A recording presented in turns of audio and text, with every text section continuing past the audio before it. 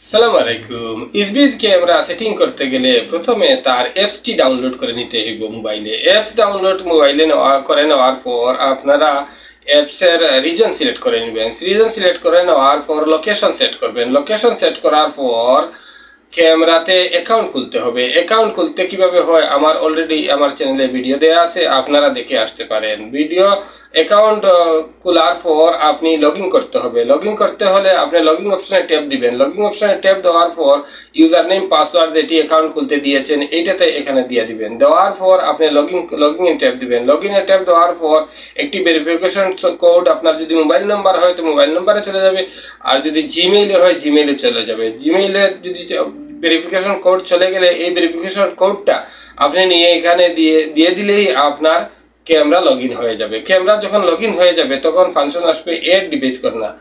Add ডিভাইসে যে সময় ট্যাপ দিবেন তারপর এড ডিভাইস করতে গেলে আপনি কিউআর কোড স্ক্যান করতে হইব। কিউআর কোড স্ক্যানারে ট্যাপ দিবেন।